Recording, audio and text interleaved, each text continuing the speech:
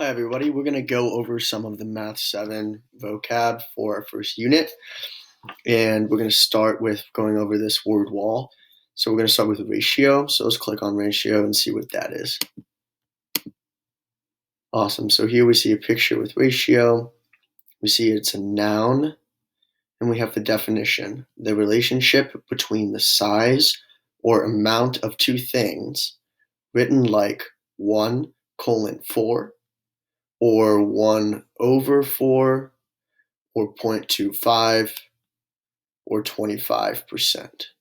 So here you can see there's 4 circles and 3 triangles. So the ratio of circles to triangles is 4 circles to 3 triangles. Or written like this, 4:3, or 4/3. So that is ratio. Now let's move on to percent. Percent, we see that it's a noun and that it's 1 part in 100. This is the symbol that we use for percent. Again, we see another representation of percent. This big blue, light blue part of the circle is just one portion of the whole circle, one part of the whole circle. So it makes up a percent of the circle. Again, here, this grid has 100 boxes. And we see that 1, 2, 3, 4, 5, 6, 7, 8, 9, 10, 11, 12 of the boxes are shaded yellow. So 12 out of the 100 boxes are shaded yellow. So that's 12%. Okay, now let's move on to fraction. So these represent fractions in this box, and these do not represent fractions. But what are fractions? The definition of a fraction is 1 part of a whole. So here we see this 1 is 1 part of the whole 2. And this is how fractions are written: 1 over something else, 1 over something else. So it's something over something. Not like this, not a decimal, and not 25%. This is percent. Again, here we see that this square makes up 1 part of the full square.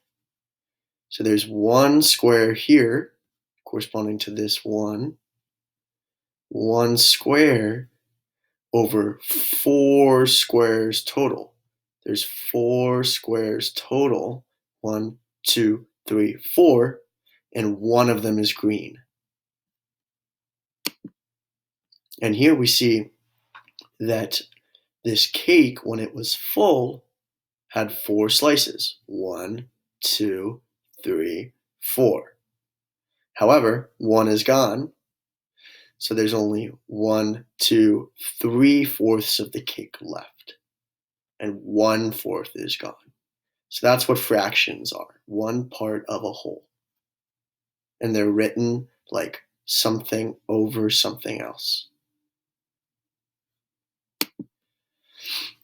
Now, numerator. The numerator is defined as the top number of a fraction.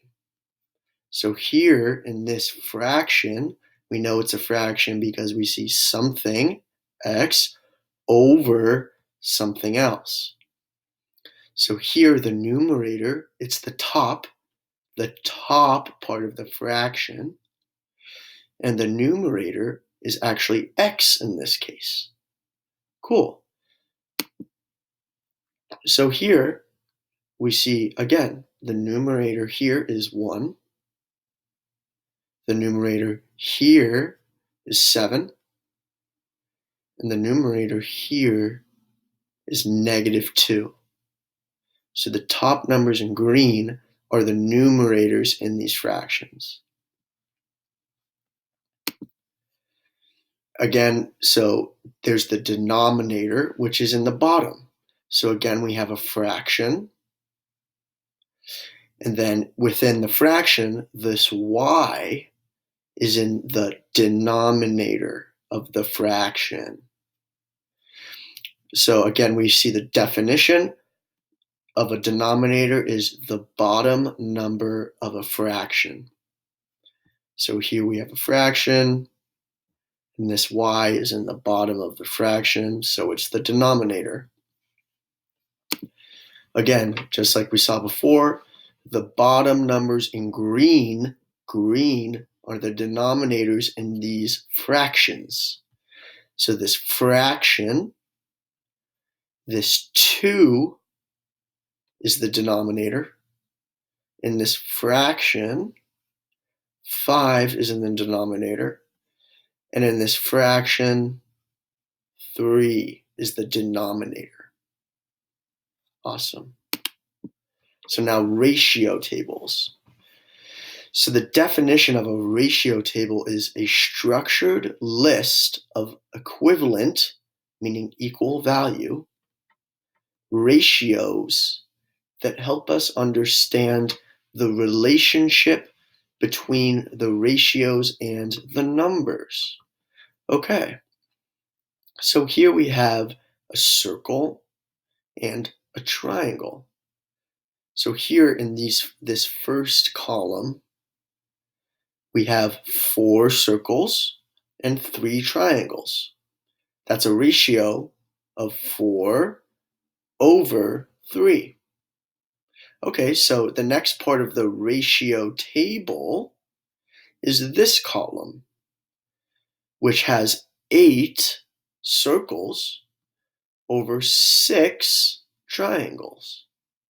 So we see that the ratio in the second column is 8 over 6. And how we got there is we added 4 to the top and we added 3 to the bottom. So what are we going to do to get to the next column? Add 4 to the top and 3 to the bottom. So we have the ratio in the third column is 12 circles over 9 triangles. And again, the last column, we have the same, add 4 circles, add 3 triangles to get 16 circles over 12 triangles, and a ratio of 16 to 12. And this is just another example of a ratio table. Okay, now we have equivalent ratios. So the definition of an equivalent ratio is 2 ratios that express the same relationship between numbers. So here we see that there is the same ratio of pears to apples in both rows. Both rows. This is a row and this is a row. 2 to 1, so 2 to 1 and 4 to 2 are equivalent ratios. Why? Because 2 divided by 1 equals 4 divided by 2 equals 2. So here we have 2 pears to 1 apple is the same as 4 pears to 2 apples. So here we see breaking down equivalent ratios. Here, this ratio we see 1 to 3 is the same as 3 to 9, is the same as 6 to 18, because you multiply each side, 1 and 3, by the same number, 3 and 3, to get 3 and 9. So 1 times 3 is 3, and 3 times 3 is 9. So that means that these are equivalent ratios.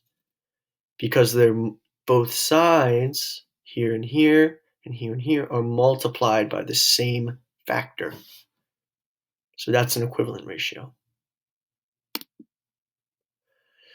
Unit rate. So a unit rate is how much of something per 1 unit of something else. That's the key, per 1 unit of something else.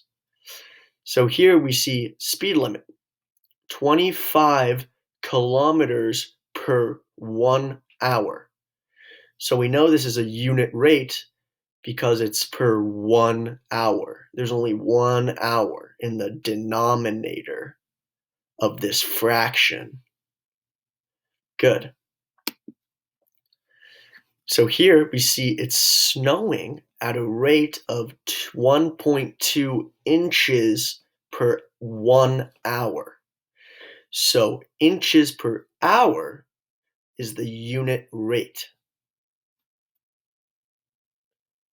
Good. Now to unit price.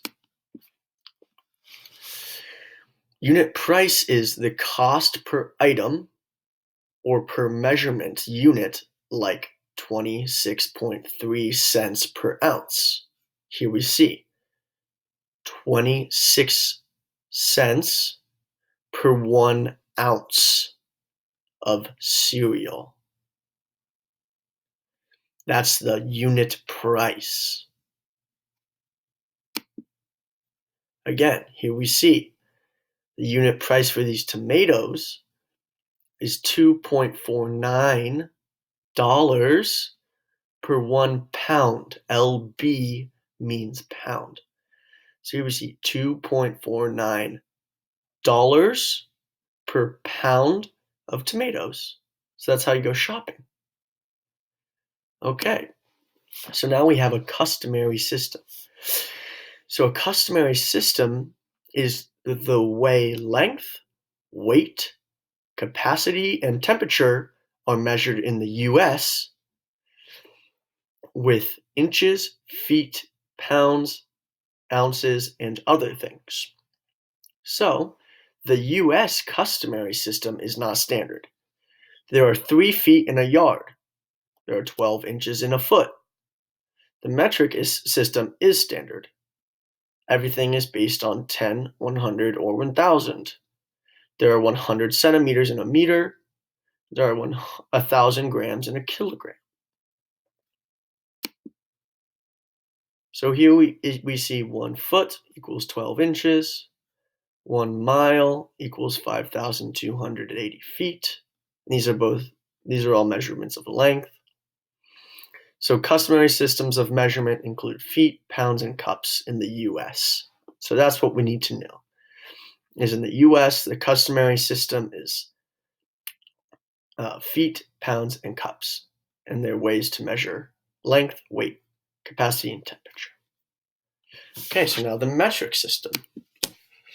The metric system is a decimal-based system of measurement used in most countries except the US.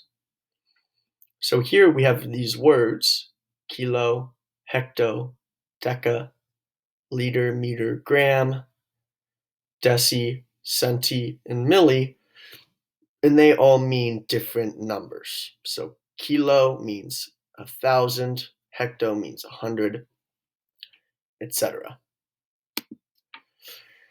So Celsius is how they measure temperature. In the US, we use Fahrenheit. The metric system uses kilograms to measure weight. In the US, we use pounds. Okay, so that's the metric system. Simplify. This is our last word. This means to reduce a fraction or an equation to the smallest whole numbers you can. So here we have 3/6 in this fraction. Okay? But 3/6, that is the same as 3 times 1, because 3 equals 3 times 1, over 3 times 2, because 6 equals 3 times 2. So when we break it like this, we see one part, we have 3 over 3. So what we can do is we can cross that out, and that leaves the other part that's left, 1 on top over 2 on the bottom, which equals 1/2. So when we simplify this fraction, we get 3 over 6 equals 1 over 2. And again, here we see that 4x equals 16. So we can simplify this equation by dividing both sides by 4, and then 4x, 4 times x divided by 4 equals 16 divided by 4. We can cross out these two 4s. That leaves x equals, and then 16 divided by 4 is 4. So we have x equals 4. All right, everybody, that's our vocabulary for this unit. And thank you for listening and going along.